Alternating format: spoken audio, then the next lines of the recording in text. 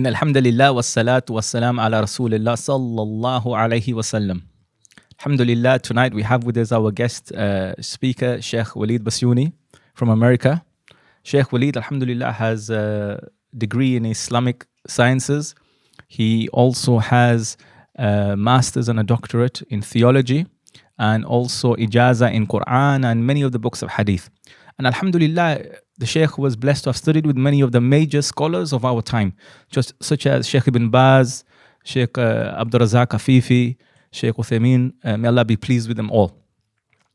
So the topic of tonight's discussion is Jinns, black magic and evil eye. So we'll begin, Shaykh. If you can tell us, what are the Jinn? بسم الله والحمد لله والصلاة والسلام على رسول الله وعلى آله وصحبه ومن والاه وبعد. First of all, let me say that it is my pleasure to be with you today or tonight. And this is my first time to visit this town. And it looks like a very beautiful, mashallah, here. And historical too. It's interesting. As we drove into town after Jumu'ah today. And the best things, Bilal was telling me how diverse the community is and how unique also the community here. So I ask Allah subhanahu wa ta'ala by His names and attributes to bless this masjid and those people who attend this masjid, those people who run this masjid. And I ask Allah subhanahu wa ta'ala to bless the community here and all over England and bless the Muslims ummah. Allahumma ameen. Al-Jinn is one of the creations of Allah subhanahu wa ta'ala. Allah subhanahu wa ta'ala created humans, created angels, created jinn, created animals, created trees, created many different creations. The universe and what's ever in the universe. There's so many other things that we don't know. Allah subhanahu wa ta'ala did not inform us about everything that He created. Allahu khaliqu kulli shay. Allah says in the Quran that He is the creator of everything. And among the things that He created, Al-Jinn. And there is a whole entire surah in the Quran called Surah Al-Jinn.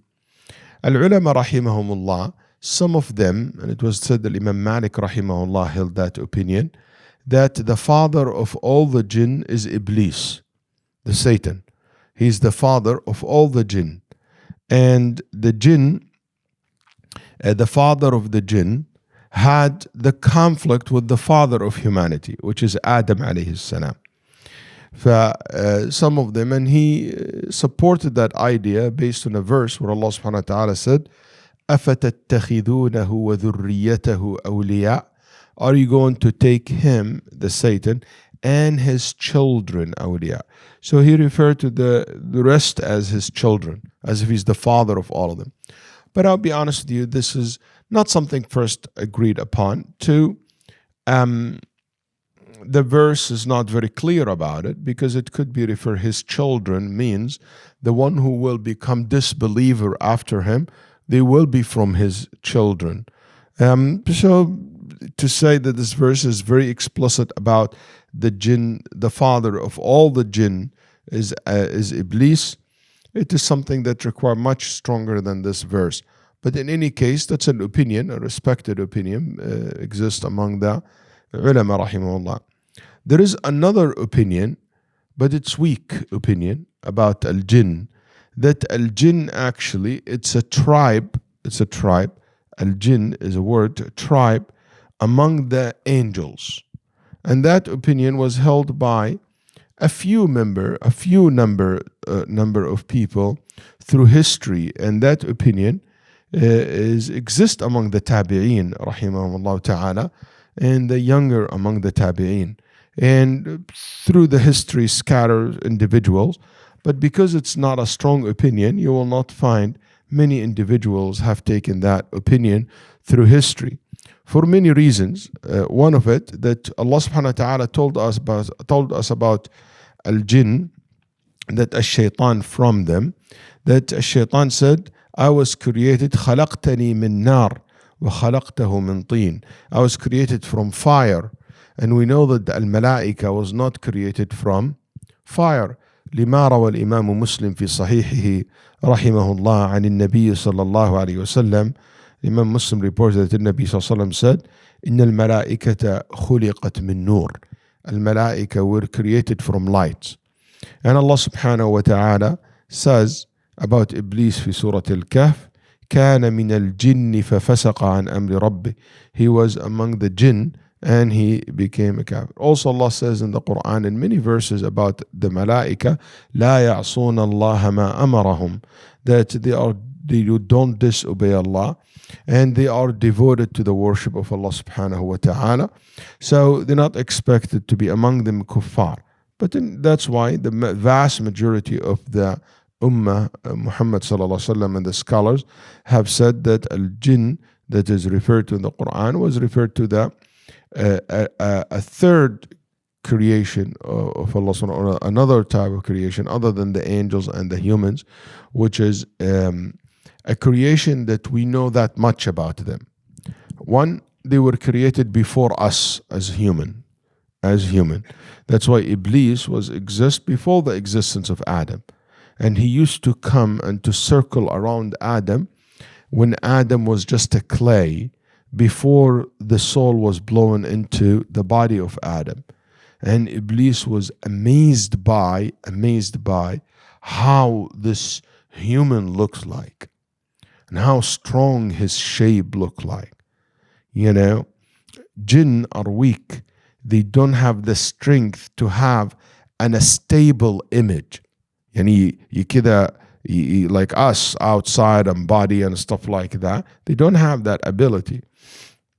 Anyway, so and he was amazed by how Adam looks like. And that shows you that Allah subhanahu wa ta'ala created Adam also in the most beautiful fashion. طيب. So we know that they created before Adam. Also we know about al-jinn that among them the Muslim and the Kafir, and among the Muslims, among them levels. وَمِنَّا الْقَاسِطُونَ وَمِنَّا دُونَ ذَلِكَ. Yani among them the Kafirun, and among them the Muslimun. And كُنَّا طَرَائِقَ قِدَدًا. We were many different levels. And even among them sects and groups. Al-A'mash, rahimahullah, he said that once a jinn spoke to me and said that he is among the jinn and among the narrators of the hadith. So Al-A'mash, rahimahullah, who's a great scholars in Islam, asked him if there is sects among them. He said, yeah, among us the Sunni and the Shi'i and so different groups. Then he said, يعني Allah يعني that's what has been reported in his biography. And anyway, so he mentioned that there are groups and sects and different religions, and that's why in the Day of Judgment they will be judged and they will be asked about the messengers that were sent and a message that was sent to them. And Muhammad sallallahu alaihi wasallam is the only messenger who was sent, as far as we know, sent to the humans and to the jinn as well, both. But it looks like before Muhammad sallallahu alaihi wasallam, كانت ترسل إليهم, what was sent to them, the nations before the time of the Prophet sallallahu alaihi wasallam, what was sent to them, the Muslim theologian, علماء الاعتقاد, على قولين, they have two opinions. Some said there were messengers were sent to them from themselves. رُسُلٌ مِّنكُمْ يَقُصُّونَ عَلَيْكُمْ آيَاتِنَا. Allah subhanahu wa ta'ala said about Ya Ma'ashar al-Jinni wal-Ins, after the collapse in hellfire, the disbeliever among the jinn and ins, it would be said, أَلَمْ يَأْتِكُمْ رُسُلٌ مِّنكُمْ.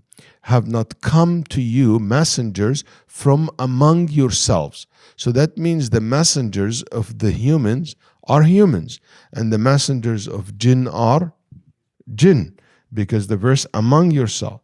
And because of this verse, some of the ulama rahimahumullah said that their rusul, or they have messengers like us, we have messengers through humanity, Nuh or Ibrahim or Musa. They said that they were basically jinn from them.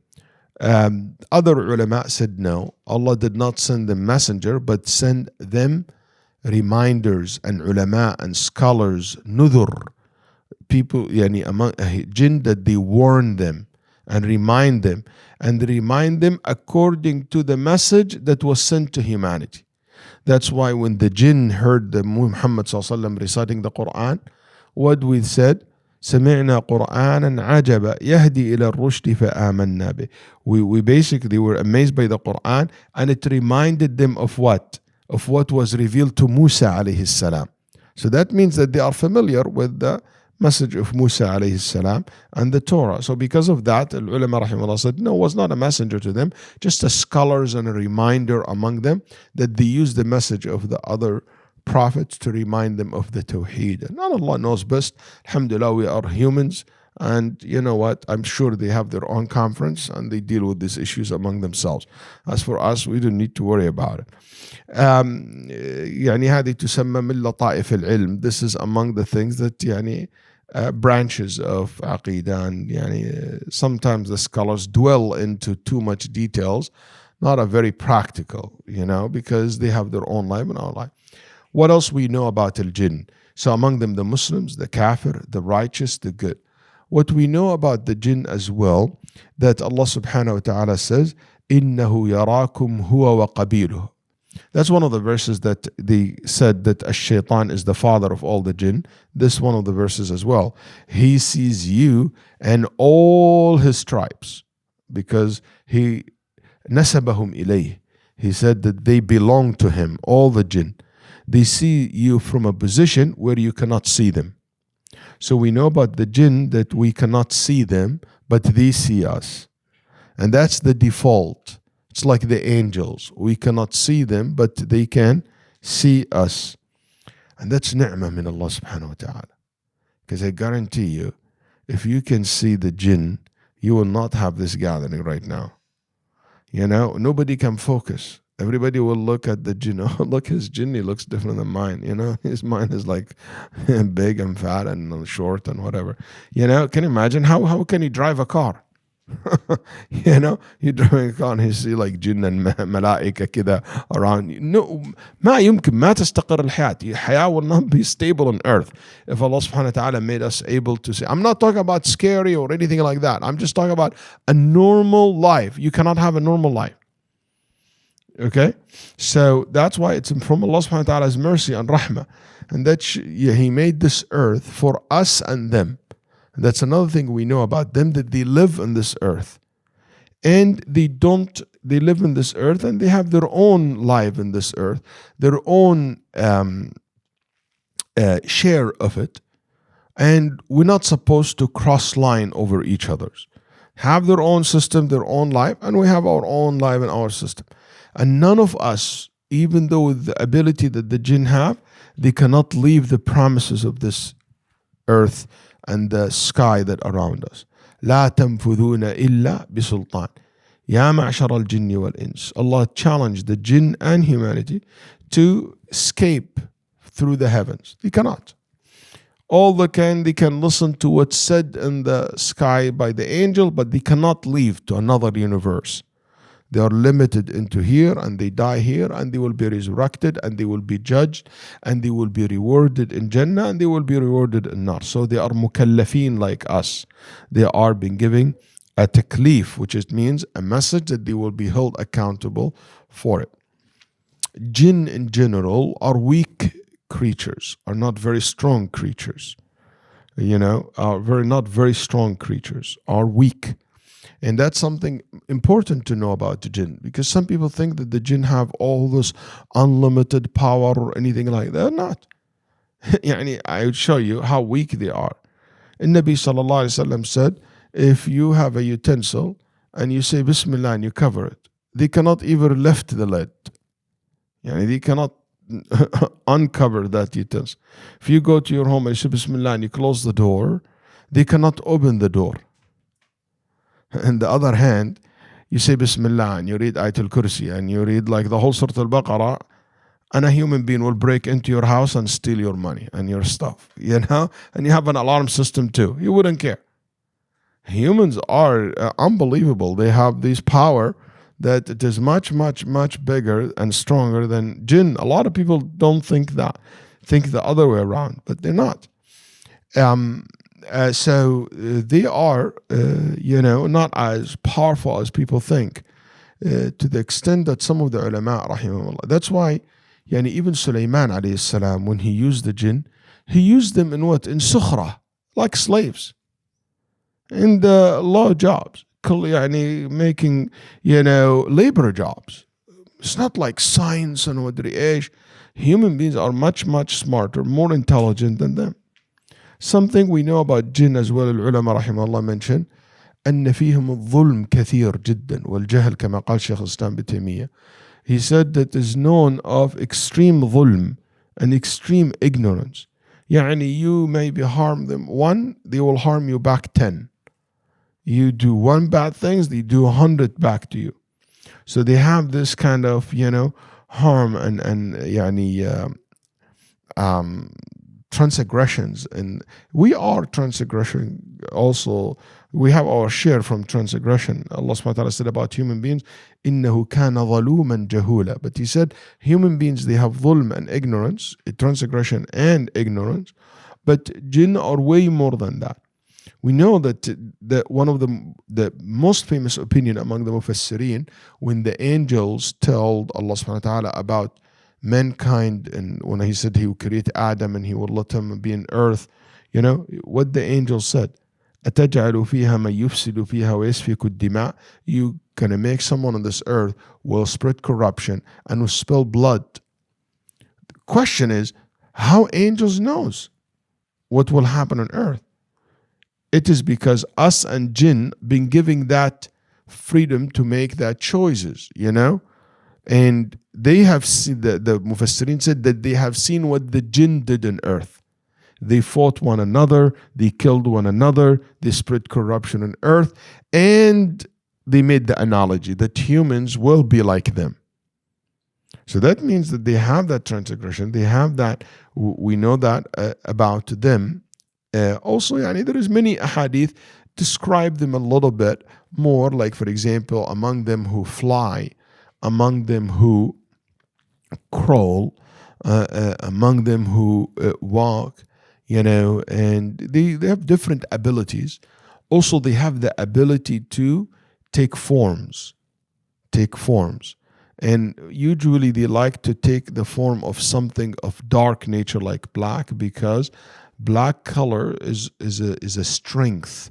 So they feel a strength in taking that shape in that particular color. That's why sometimes they might take the shape of a black animals or something of that nature. Nabi Sallallahu Alaihi Wasallam told us that the time that they spread the shayateen among them the most, at Maghrib time, where they spread.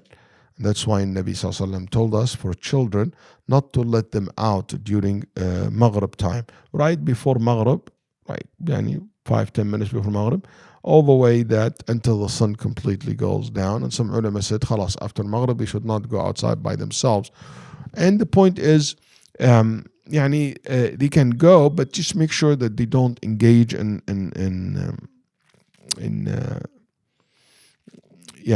make sure that they have their adhkar, their tahseen. It's not like, we might talk about that later on, inshallah. So that's the thing that I can think of in relation to al-jinn. Final point. Whoever deny the existence of jinn is not a Muslim. باتفاق أهل العلم, and with the agreement by all the Muslim scholars and all theologians among Ahl Sunnah, that the person who deny the existence of jinn are not Muslims. Can I add one more thing? I promise you, I'm not going to make long answers in the future. Al-Jinn is something also other religion recognize, but they might have a different way and views of them. So, for example, in Judaism, if you look at the Orthodox Jews and the traditional Judaism, they recognize the issue of jinn. And there is passages in the Torah, in the Old Testament, mention the existence of jinn, and even says that they were created from from fire. Okay, but modern Jews, after they mixed with, especially in Spain, the idea some so-called Muslim philosophers and their influence over some of the Jews and the theology that they develop after interacting with some of these so-called Muslim philosophers, you'll see in modern Judaism, they don't mention jinn, not believing in their existence as the third, type of creation of Allah subhanahu wa ta'ala. Christians, they believe that there is no jinn. For them are two things. First of all, jinn for Christians, and when they talk about jinn, they only look at jinn as evil creatures. So it's something bad. It's no good and bad. That's number one. The same thing with also the Jews when they talk about jinn. Number two, jinn for Christians are something the concept of fallen angels. So they said that Iblis was an angel. He rebelled against God in heaven, and he convinced some angels to basically ally with him, conspire with him against God, and God expelled them from heavens and sent them down to earth. That's why they're fallen angels. Stripped them from that beauty and some of the power that was given to angels, and he was able to convince like an army.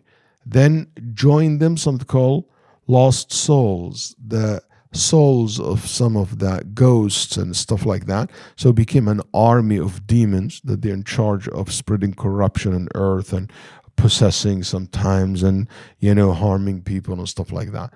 And it's important to understand where other religion coming from when it comes to jinn. Why it's important for us, especially who lives here, to know that, especially all Muslims who are interested in this subject. Because many times people said, why only Muslim talk about jinn? Why only Muslim talk about sihr? Why only Muslim talk about possessions of jinn? As if there's nobody else. Yeah, because you know what? If you belong to some other religion, you will not think of a jinn as a third creature. That's not an option for you. You understand? For them, some of them deny the existence of jinn. Modern Christianity and more Christians and Jews, they don't even consider that. This is all this like fairy tales, stuff like that. The liberal among them and the reforms Jews and stuff like that. So I'm saying this because sometimes you don't hear that talk because jinn is not something that they believe in their existence. So that's why it's not going to be an explanation to some of the things that they see. They said just a supernatural phenomenon, that's it. But for us as Muslims, yes, I'm not in favor of interpreting everything as jinn, but sometimes it is part of it can be the jinn.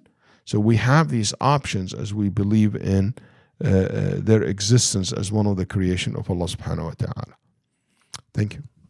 Sheikh, you mentioned that the jinn have their own shuyukh, their own durus. So could they have a event like this taking place on human beings, a lecture? Yeah, they have classes. They have their own shuyukh and many scholars among them. Even it's a common thing if somebody familiar with the concept of ijazat and even books narrated and hadith narrated. Some of the ijazat, they mentioned that some of the jinn attended in the class or listened to the shuyukh, and some of the ijazat I had, but this is something I don't rely on it. But some of it's kind of funny in the isnad. There will be 20 people in one tabaqa. Some of them will say on jinn so and so. I mean, something I really don't care for it, but it exists, and it is something that I know some of the people who deal with cases of possessions and magic and stuff like that, when they offer the jinn and give them the option to become Muslims. Another thing that it became a common thing that I heard from people involved in this area is saying that they tell them, go to Mecca, stay with the shuyukh of the jinn in Mecca. And the Nabi Sallallahu Alaihi Wasallam said, Ni'mal jinn, jinn Nusaybin. And Nabi Sallallahu Alaihi Wasallam said, the best of the jinn, the jinn who lives in Nusaybin, which is a place in Yemen. And they are righteous, they're good. So There is like righteous among them, and a lot of the jinn who become Muslim want to protect themselves from their own tribes. They move and they live, with the Muslim jinn and to protect them. So yes, there is like it's a very unique world. We don't know much about them, but Do we know, Sheikh, what the jinn look like? do we know how jinn looks like? No, we don't know exactly how they look like for a simple reason. And I heard, what's written in the books of theology, they describe some. So, for example, there is some narrations that Ibn Mas'ud said they are short, hairy, things of that nature, that some of the Sahaba describe them. But Shaykh Al-Albani, rahimahullah, this man is a genius. Inshallah, on Sunday, I'm looking forward to speak about him in a whole entire session about special quality about this man, that he is a free thinker and very critical thinker. So he raised the question. He said, in order for you to tell me that this is how the jinn looks like, I'll say, what if this is how the form that he took? Because we know they change forms. So if you say short and hair, how would you tell me that in order for you to say this is their shape, that means you know exactly how the original shape is, but you don't. So what if that shape that you have seen is one of the form that they take it? And it makes perfect sense what he said, rahimahullah. So I don't think anyone exactly can tell us that, but we know one thing in the Quran told us, because the Nabi Sallallahu Alaihi Wasallam didn't tell us how they look like. The best we have, some narration from some of the Sahaba said how they look like. But even those Sahaba, how would they know that this is their original form? It may be the form that they appear with it in front of the Sahaba radiallahu anhu, or that Sahabi. So, but we know one thing about the shayateen among them, that they look ugly and bad and scary. Why? Because Allah subhanahu wa ta'ala, when He described شجرة الزقوم, He said, طلعها, the fruit of it, كأنه رؤوس الشياطين. It's like the head of the shayateen. And it's known among all humanity, that shayateen look what? Ugly and scary and bad. It's like all humanity know that angels look what? Beautiful and calm. When Yusuf alayhi salam came out and they said, Hasha lillah, ma hada bashar, in hada illa malakun kareem. They said, this is an angel. The people of Egypt, they used, mashallah, to shake hands with angel all the time. They know how they look like. No, it's an expression. You look like an angel, mashallah. Because it's not because we have seen angel, because it's embedded in our fitrah, in our mind and heart, that angel is something beautiful and calm and nice. So the same thing that we know about the shayateen among them. But are the Muslims among them the same? Allah alam, we don't know. Sheikh, there's a hadith about shaitan having horns. So yes. Would that be actual horns and just for shaitan? Yes, an actual horns. The shaitan, the Satan, has horns. That the Nabi sallallahu alaihi wasallam said, "Inna ash-shams taghrub bayna qarnay ash-shaytan." That his horns, he will put his horns where the sun will goes down in between his horns, and basically they have these jinn and shayateen, the jinn in general. They have an abilities that it is interesting. Like, for example, يجري من ابن آدم مجرى الدم. He has the ability to whisper to you from within. He runs through you like the blood runs through your veins, which it means he can come from within, not from outside. So they have that ability to come close to you and to whisper to you from within. You can hear them. You can influence your heart and your mind by whispering and suggesting and doubting you and so forth. So yes, is that every one of them has a horn? I don't know. Sheikh, is it possible for the jinn to fall in love with humans? It is possible. It is possible for them to fall in love with humans, but Imam Malik rahimahullah, again, he rejected the idea that humans and jinn can marry each other. That was my next question, Sheikh. Yeah, they fall in love, but it doesn't mean that today. It was mentioned by al-ulama rahimahullah, and among them Shaykh Islam ibn Taymiyyah and others, Ibn al-Qayyim rahimahullah, that some of the jinn, he said, the jinn can possess the humans and attach to the human for many reasons, and one of them, they mentioned specifically 3 reasons. One of them is to fall in love with the person, and that falling in love with the person, because they love the body of the person or love the person as a person, but that's rare also. It's not the norm, you know. And Imam Malik rahimahullah rejected the idea that humans and jinn can marry each other. Why? Because Allah subhanahu wa ta'ala says in the Quran, هو الذي جعل لكم من أنفسكم أزواجا لتسكنوا إليها. Allah have made from among yourselves spouses. So Allah subhanahu wa ta'ala says that your spouse, it has to be from what? From among yourselves. لكن عند التحقيق, يعني if you want to be critical about this verse, هذه الآية لا تمنع وقوعه شرعا لا قدرا. This verse should prevent the marriage between humans and jinn شرعا, from a sharia perspective, but not from qadar, that it can happen, you know, even if it's not Islamically correct. Yani the best that this verse can establish, and Allah subhanahu wa ta'ala knows best.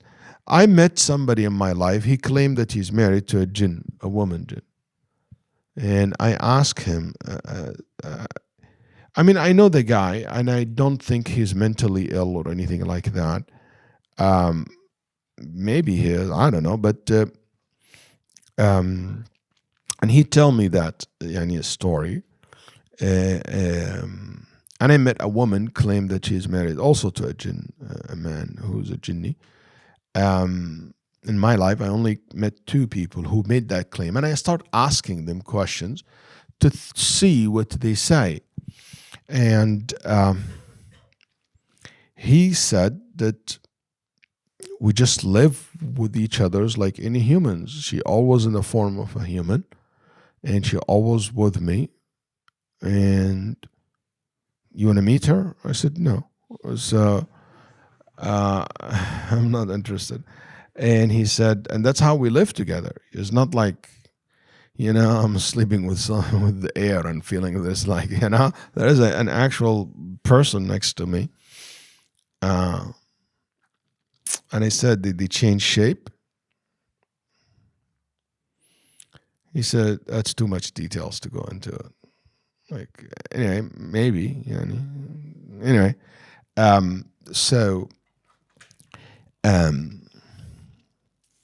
do I really believe that he's saying the truth?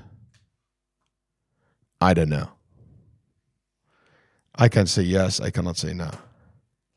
And another woman, she told me that she is in relationship with a male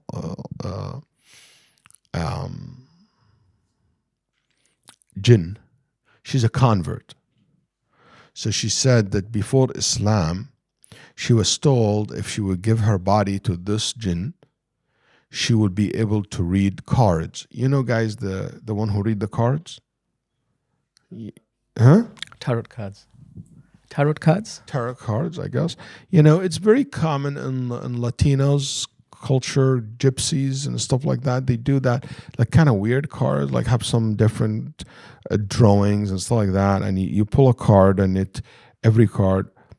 And she said, I will be gifted. And then she told me her story before Islam. SubhanAllah, it's very ugly how the story started. Maybe if there is a question comes up, I will share her story about that. But she was told that in order for her to be gifted, she has to have some of that jinn. This will be your husband, kind of, okay, and will be your man. And she said we live together like a husband and wife. But my question to those people who claim that, who said that this marriage is Islamically correct? Allah said in the Quran, "Istamta'a ba'duna bi ba'd." If you look at this verse, where Allah subhanahu wa ta'ala said, we have enjoy each other's, the jinn and humans enjoy each other. Many of the mufassirin said, يعني, we enjoy the body of each other, that sexual relationship between each other. Okay, so that can happen. Yes, I don't have a problem with that. But is that called marriage? That's called haram. That call is not allowed. That called not allowed. That's why كل الفقهاء, all the fuqaha, even the one who said, can be man married to a woman, jinn and stuff like that, all of them agree. If a woman come tomorrow and she's pregnant, that's a sign of zina, adult, she's not married. And she said, no, I'm married to a jinni. Yalla, go look for the jinni. And she can get out of the court. She can go away with zina because she's married to a jinni. Go look for him. Good luck with that. That's why they all said if a woman claimed pregnancy out of jinn, that claim is rejected in court. كل الفقهاء إجماع. There is اتفاق. As far as I know, there is an agreement between all the madhahib al-Islamiyya that is not acceptable. So, and that really weakening the position of those who are allowed to get married. And if you say that, how can you accept that? And that's a warta, we call that, and if they allowed it. And that's why I do believe that it's not marriage. Maybe they're just enjoying each other's and bodies and stuff like that, but it's not allowed. Is it allowed to control the jinn, Sheikh? No, Nabi sallallahu alayhi wasallam once was praying, and a shaitan came to bother the Prophet sallallahu and to disturb him in his salat sallallahu alayhi wasallam.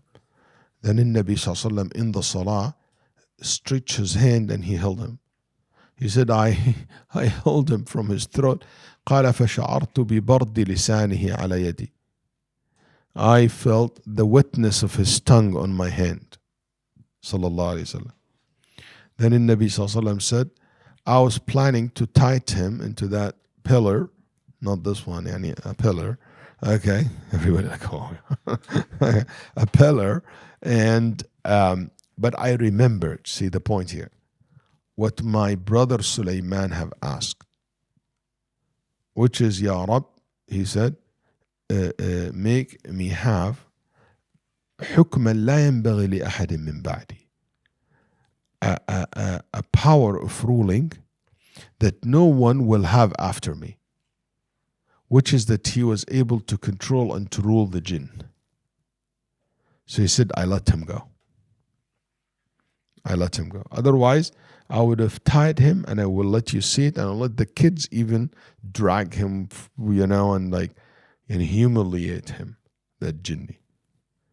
So here you see, controlling them is not allowed. The way that some magicians control jinn, if somebody tells you, hey, I can help you, I control jinn and stuff like that, they only do when they have another jinn who's higher than these small ones control them for that magician. So he will worship a bigger jinn, a shaitan, and most evil one, and that shaitan will bring other jinn to serve the magician. But kida he have the power to control them? No, asl la. And no one Islamically is supposed to do that, because they will not serve you until you become kafir billah. Sometimes the jinn can help, but without being controlled, without being asked. They just volunteer their service. Yani Ibn Taymiyyah rahimahullah mentioned in many times, and Ibn Taymiyyah was a singer, he's not married. He said many times, I would come back to the house, and I found my house cleaned. Somebody sweep the house, and my papers, in the old days they have papers, cut and in a perfect shape for writing. and my pencils are sharpener, and everything's set for me just to start my writing. And I know nobody entered the house. And I know this is from Ikhwanun al-Jinn, from our brothers from the Jinn, who offer their help. So they offer the help by doing that. And I know also a personal story of one of my friends. He called me in college time. He used to live right next to me where I live in the dorm. And he freaked out and he came and said, Waleed, come. Anyways, I went with me, other of my friends. So I said, what's wrong? He was terrified. He said, this room, this apartment has only key and I have it. No one else has the key. I left and I locked the room, I locked the apartment and I left. And I came back. I just found how somebody start bukhur, like it smells so nice in the apartment, and tea and qahwa and dates and the whole thing's like for hosting. Usually when you come out, this Arabia, it's there, and he showed to me. I said, man, maybe you forgot. He said, no, I didn't forget, yeah. I said, maybe somebody else has the key. He said, there's no other copy. I said, maybe someone did it. So we asked, no one. Then I said, Ya akhi, they are the jinn. Jazakumullah khair, they want to serve you, maybe, just make the coffee and the tea for him. He said, I'm not drinking. I said, I'll drink it. And I took a sip from the tea, and just to make him feel comfortable about it. So is it possible? Yes, it is possible. I mean, there is no other logical explanation for it. Jazakallah khair. But it is possible. So there is a difference between, listen carefully to this. بين الاستعانة بالجن وإعانة الجن عند أهل العلم. العلماء رحمه الله differentiate between the jinn volunteer to help and you asking help from them. Asking help from them, it's a form of shirk. Could be minor or major. It depends on how you ask and the way you ask. But for them to offer help to you, that's happened. There's nothing wrong with that. Shaykh Muhammad al-Munajjid, the famous website Islam Q&A. So once we were sitting, and then he told us that, he said, this woman asked him a question. So he was asking us what we think about the answer for this question. He said, this woman, she called Shaykh Muhammad, and she told him, Sheikh, I was pregnant and I lost my child. Okay? And in a particular date in my pregnancy, I lose my child. Tayyib could be medical reasons and stuff like that, a couple of times. And the third time, she saw a dream. She saw somebody came to her and said, use this bukhur, Indonesi, kida, al-bukhur Indonesi. Some kind of piece of wood, you burn and it makes any good smell. He said, burn it and put it in your clothes, and your pregnancy will continue. I woke up from my dream. I saw that piece of wood next to my bed, next to my head, on my pillow. I don't have that in my house. I don't use the stuff. I freaked out. I put in trash. I lost my baby.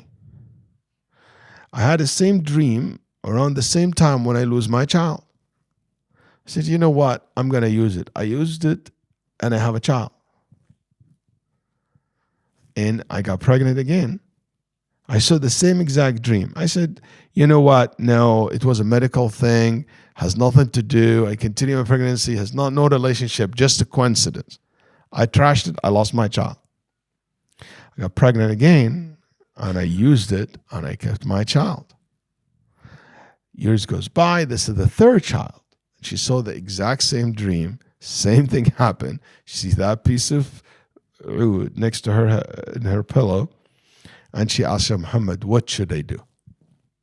Should I throw it away or should I use it? 2 times been proven to right. So he was asking us what you, Mashaykh, think. And in the setting, a majority of us said she can use it because that's basically from the jinn offering help. because that's kind of form of medicine. We don't know how it works, but it could be just offering a help to her. Then he said, I asked Shaykh bin Baz, rahimahullah. He was just want to see what we think.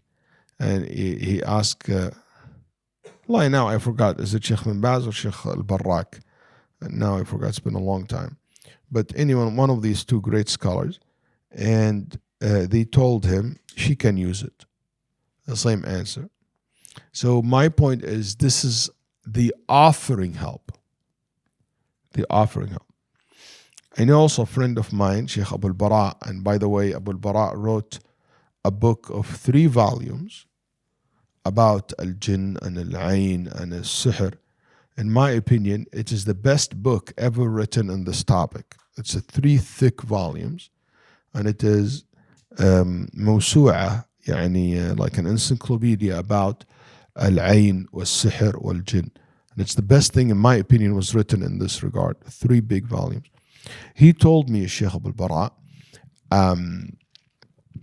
that a man came to him and he brought him a big, huge,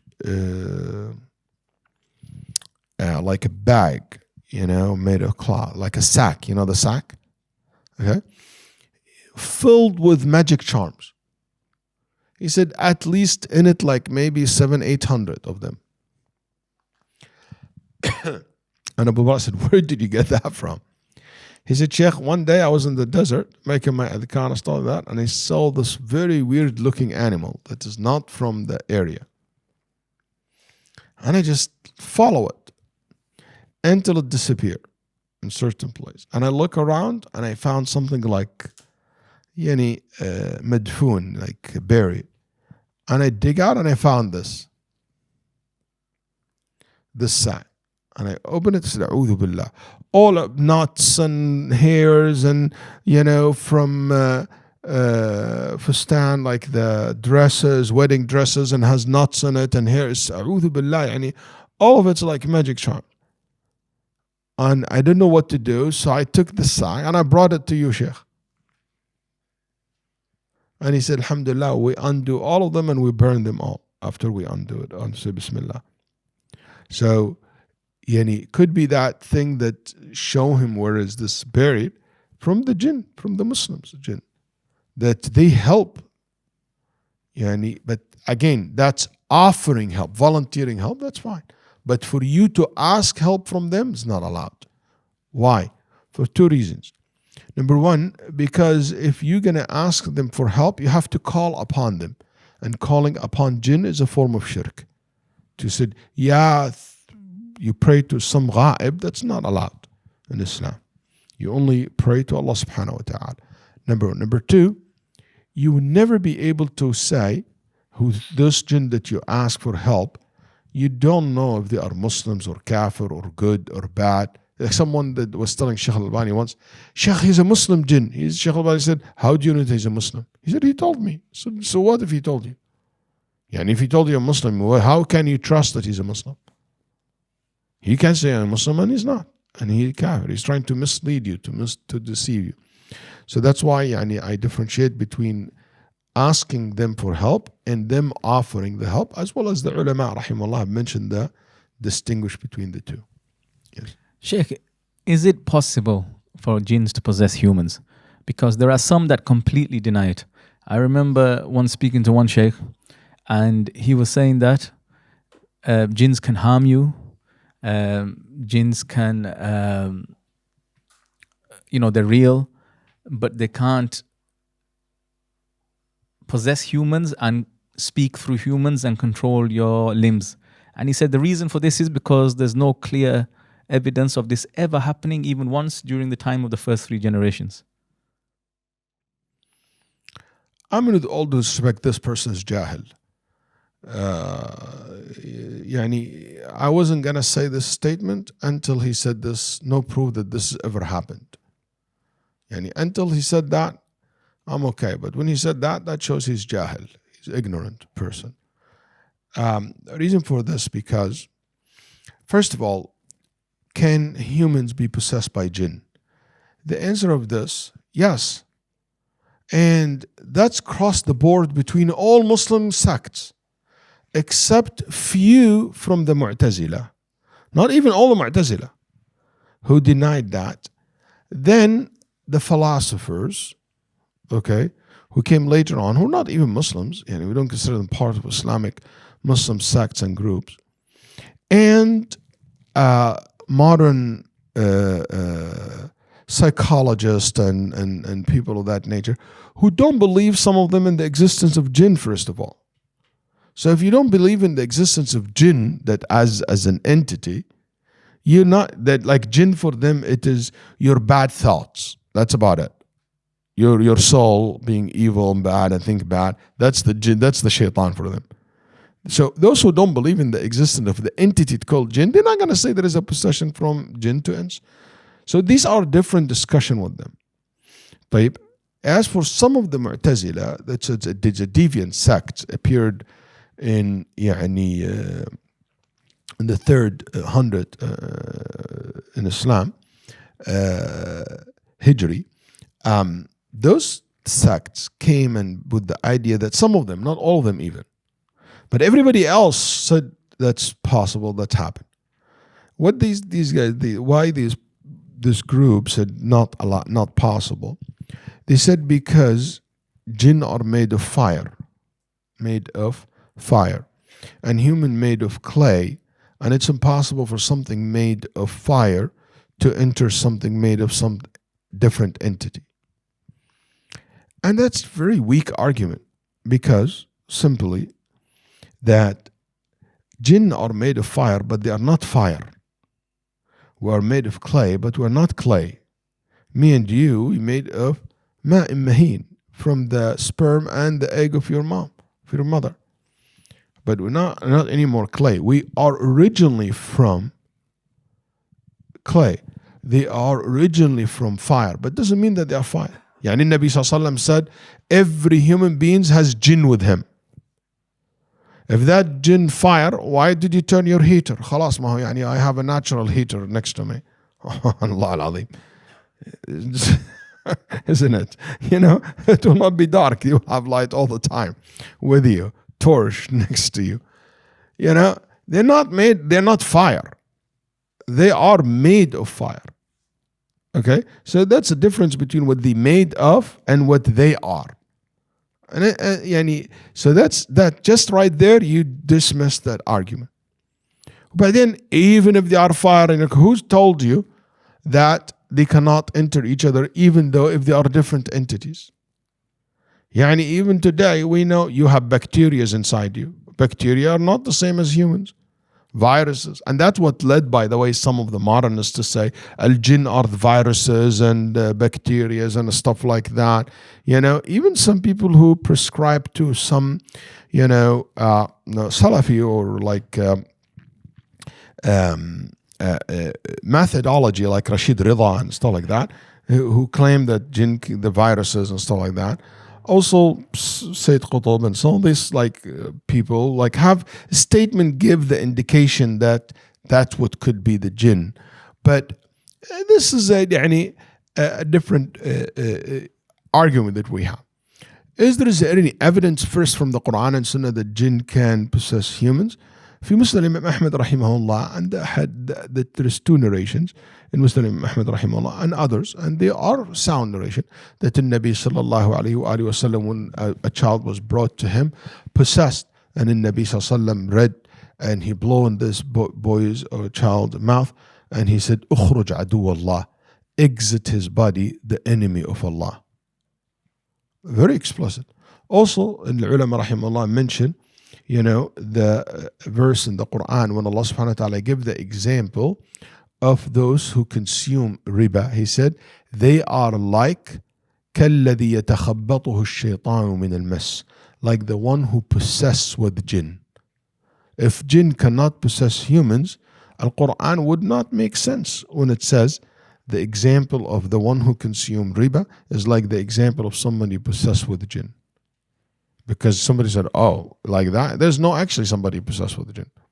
So that's the case.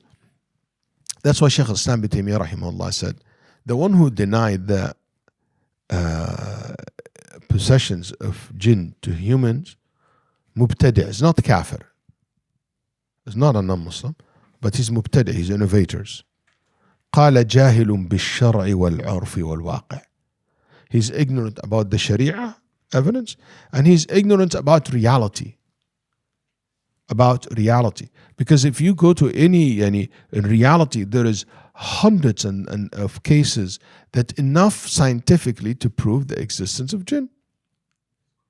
I remember somebody came to me and to challenge me. He said, prove to me that they already exist. And I said to them, what do you think? Personally, I had cases where people possessed with jinn, and I would tell the person, claim that he's a jinn. And I said, up to a certain point, if really you are a jinn, you have to prove me to you are a jinn. I can't. I don't believe you. You have to prove to me that you are a jinn. You have to do something that logically, for me, will mean that you're a jinn. And one of the things, for example, I do, I'll put a bottle of water, like far away there. And I said, knock that bottle of water. Or knock that tissue box. And if they knock it, I know that's jinn. Because there's no any other logical explanation for that. It's impossible to have any other, there is no wind, there is no somebody else, it's just a stable place like this. So if I tell that person and he's here and the bottle of water over there and he's able to knock it down, that's jinn.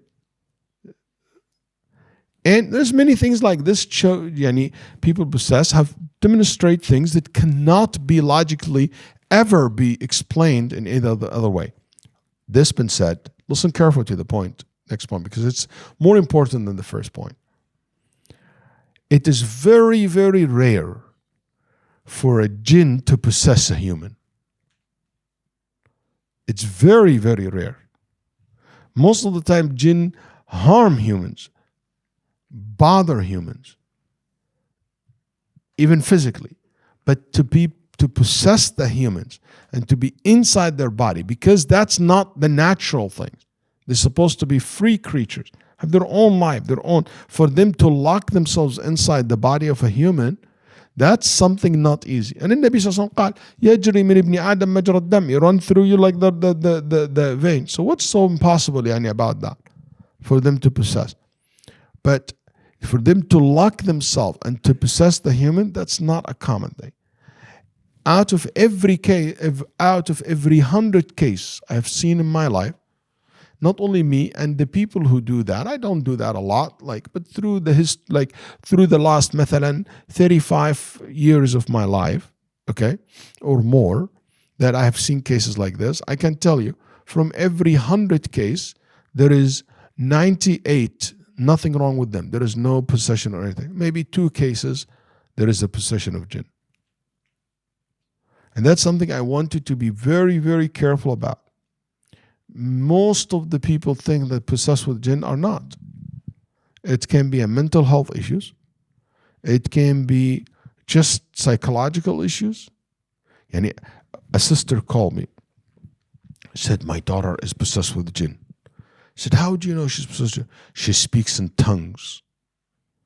Okay? She speaks language, and she said something about aliens and stuff like that. She sees things. So I go to her. She's from a country, which is this country known to believe a lot on this kind of stuff. So I go to her daughter. She's a single mom with her daughter, teenager. So I said to the then I said to the mom, can you stay just a little bit over there? Let me talk to her like kind of private. She sat in the back of the room, and I said to the girl, she started talking some kind of weird language, very convincing. And I said to her, hey, come on, young girl. She's not, you're not going to fool me. Tell me what's wrong. Your mom is not here. I'm not going to tell her that you're making this up. She gave me like this look and she started acting. I said, you're not going to deceive me. You're not going to fool me. Tell me, this is your last chance. I will help you. Whatever problem you have. She tried to, and she found me like, I'm firm. I'm not buying it. Then she said, she cannot hear me. I said, no, she can't hear you. She said, Sheikh, I love him. I have a boyfriend and I love him. And my mom caught me. She found on my phone that I have a boyfriend. And the only way to get away from it, I act like I'm obsessed with Jinn because she believes in this stuff. So she kind of leave me alone and she feel bad for me. I said, okay, let me talk to your mom, you know. And I said, I read on her, and mashallah, the Jinn left away. Now we have to deal with the human beings that you need to leave away, you know. So anyway, but I'm telling you, man, I have seen so many, and she was completely convinced. And guess what? She went to so many qaris, and the qari charged her money and told her you have to do olive in your hair and your ear and throat, and you have to do msha'arif ish and you have to repeat Surah Al-Baqarah 2,500 times every week, and all the big list that you wear up. And the poor lady, yani, there is nothing wrong with her. And there is like, this has became like a ridiculous, like all these thoughts about possess. It's very rare cases. Like if you ask anyone who fears Allah subhanahu wa ta'ala, who yattaqillah, and who is full-time like receiving people with, and he's honest, and there is a few of them are honest, will tell you that out of every 100 people who come saying there is a possession, maybe a case 1 or 2 maximum. I haven't heard any one of the student knowledge that I trust told me more than this number, 2-3% a real case, and the rest are not. And most of the possessions happen because of possessions of jinn to humans happen because of 3 reasons. Shaykh al-Islam ibn Taymiyyah rahimahullah said, number 1, love and lust. Number 2, you need to enjoy the body, and that's usually temporary, and it always associated with sexual activities. Number 2, which is the worst of all of them, magic. The magic, some magicians assign a jinn to the human. And number 3, that human beings have harmed the jinn, and the jinn harm them back. And this type of harm back doesn't last for a long. They might for a week, for a day, for whatever. And the moment the person himself who possessed with jinn start reading the Quran, reading the ayat, because you don't lose control completely. Even if you lose it for a little bit, you come back to your conscience. The more you start your salah back, they leave. They just depart, and they never come back to you, to the person. So the person can be harmed. But most of their harm is physical from outside.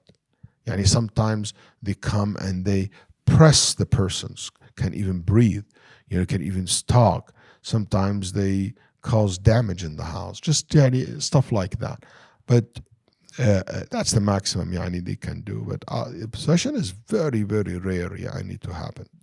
Comment on that person who said it didn't happen in the 3 generations or anything like that. Actually, the books of hadith and narrations and biography fill with this. And one of the reference that I can refer him to, that book by Abu al-Bara as a reference. And many books that written about this issue have plenty of narrations in relation to this issue. As I said, from Ahl al-Sunnah wal-Jama'ah, they did not deny that. Only some of the group of this group it's called al-Mu'tazila, then some of the modernists who deny that. That's from a theology perspective. That's why we say it's a bid'ah to deny it. As for how common it is, it's not as common as people think. And the cure for possession is the person to make ruqyah to himself and to make dua to Allah subhanahu wa ta'ala, asking Allah subhanahu wa ta'ala to cure you from this and to protect you from the shaitan. Being consistent in your salah. Nabi sallallahu alayhi wa sallam said that as-siyam make it hard for the jinn to run through the nerves. يضيق المجاري الدم على الشيطان. So fasting something help to get rid of that as well. And al-hijama, if it's done in the right place, in the right time, as Ibn al-Qayyim rahimahullah said, can be also a cure. Not everywhere, not every time, it depends if it happened to be in the right spot. But the most powerful thing is just to make ruqyah to yourself, to read upon yourself Al-Fatiha, Qul Rabb Falaq, Qul A'udhu Rabbin Nas, or you read in someone from your family, and to be consistent in your salah, and your adhkar, and your dua. That all protections and cure from those. Possessions of jinn cannot be cured by going to magicians. That's haram and it's not allowed. And if you go to magicians or kahin, even if he say that he's Muslim, even he said I read Quran, but he said ask you what's your mother name, what's this person's mother name, immediately that's this kahin, and you cannot believe in them, you cannot go to them, you cannot give me a pictures, give me part of this person's clothes, anything of that nature. Immediately you follow it. That's you go into the territory that of shirk, and you go to that. Minors can reach to the major. Some people were asked, hey, can you kill that rooster, offer like a sacrifice, break an egg, things of that nature. Very weird requests can be done. All this is haram. And Nabi Sallallahu Alaihi Wasallam also told us, if you go to one of these kuhan, fortune tellers or those who deal with jinn, and you believe in them, you have disbelieved in what revealed to Muhammad Sallallahu Alaihi Wasallam. And if you go to them and you don't believe in them just to being curious, Nabi Sallallahu Alaihi Wasallam said your salah will not be accepted for 40 days. You didn't get reward for it. So this is a serious thing that the person should be aware of and careful from.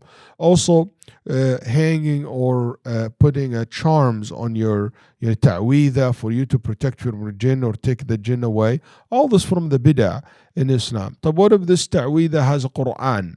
Al-ulama rahimahumullah debated over if there is ta'weedah has the Quran. First of all, most of these ta'weed that the people hang on their bodies or children's body is ta'weed that they don't know what's in it. So even if the person tell you in the Quran, I can tell you hundreds and hundreds of these things.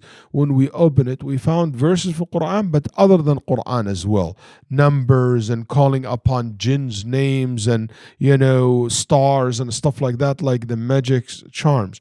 So that's absolutely not allowed. Number two, if it's only Quran, the Quran is protection by reading it and making ruqya with it. It's not by writing. That's why Nabi Sallallahu Alaihi Wasallam did not prescribe writing Quran verses or Allah's names on a piece of paper or a skin of animals and to be hanged on it. There is a narration from Abdullah ibn Amr ibn al-As that always, this is one of the things that people bring it up, that he used to write it for his children. He write it for his children. Read the narration. The narration said those who don't know how to read.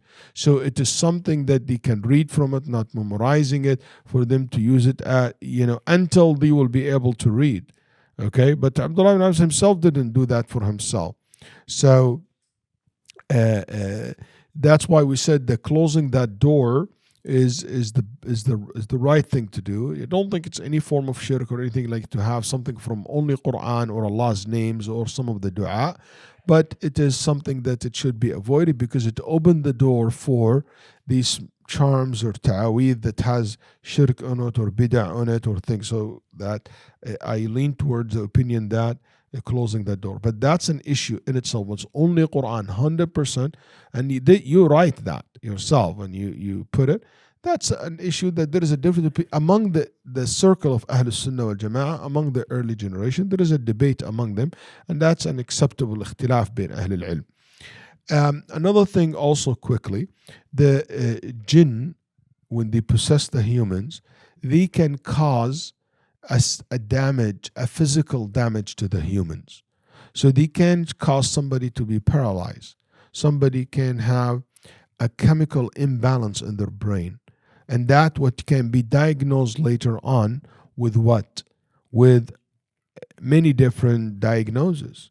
So for me, through time, my experience and what I've seen, when sometimes people have a physical illness, one of the reasons of this physical illness can be caused by jinn. And even some physicians said, I don't know what caused this chemical imbalance in somebody's brain.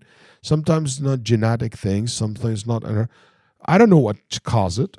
I don't know what caused this kind of, paralyzing and limping and stuff like that. Sometimes there is no an explanation for why it happened. For me, it can be, I'm not saying it is, but can be a jinn cause that? Yes. Multiple personality disorder doesn't mean when someone who's like that, it means that, one of his personalities is jinn. No, it's a mental health issues. But what caused that? What caused this cell to go crazy in your body and turn to be a cancer cell? Even doctors, they tell you, 100% I cannot tell you why. But just one cells became, abnormal, start to be a cancer cell. What turned that to be a cancer cell? There's no clear answer for all type of cancer until today. Can this cancer cell be caused by jinn? Yes, and the Nabi Sallallahu Alaihi Wasallam said that the ta'un spread by the jinn, and so because the shayateen, not all the jinn, the shayateen among them, the kuffar, hate humans, so they will harm humans sometimes if they can. So can this cause? Yes, can. What's the benefit of this point? The benefit of this point, the following. If they cause that damage physically to you, it's caused by the jinn, the reverse of it has to be done also through a physical cure, medicine, medications, surgery. So you fix the damage that they made to your body. If it's your legs, your hand, your brain, so you take some medication to fix that and to bring that balance, in you. So not all the time the possession of jinn or the influence of jinn on the body necessarily to be reversed by Quran and reading Quran only, but also through medication. That also can help to reverse the situation. So every case should be studied by itself. That's why science and Quran and medication should go together, and it should not be a separating between the two. Also, I want to cite that the best cure for this is Al-Quran and Al-Adhkar. Yani some people come to me and say, possessed with jinn, possessed with jinn. I said, Ya Habibi, if you are possessed with jinn or whatever, what you're supposed to be doing? You're supposed to be praying your 5 daily prayers. You're supposed to be reading Adhkar the morning and the night. You're supposed to be reading Quran. You're supposed to be making dua. Type, you're not possessed with jinn. What you're supposed to be? To pray 5 times a day, to read Quran, to make your morning Adhkar and the night. So it's the same thing. It's the same thing. So it doesn't matter about, there's no need for that, paralyzing your world about this. You just continue doing what you're doing and have trust in Allah subhanahu wa ta'ala, make dua on Allah subhanahu wa ta'ala. Ya ahbabi, I want to say, and I might say this later on again, make sure that you have complete trust in Allah subhanahu wa ta'ala and depend on Allah subhanahu wa ta'ala, have tawakkul on Allah subhanahu wa ta'ala, and know that Allah subhanahu wa ta'ala protecting you. Okay, and keep moving and going in your life. So it's important for you to know that, and I hope that this is something that you understand from me tonight. And if the only thing you get out for this session is this point, for me, that's a great win, because there's a lot of people are just terrified about these issues, have so much waswasa about it. Everything is possession, everything is this and that. And it could be just as simple as nothing really in you, nothing bad on you, or it would happen and go away. Just keep doing your adhkar and your ibadah, and Allah subhanahu wa ta'ala, inshallah, will protect you.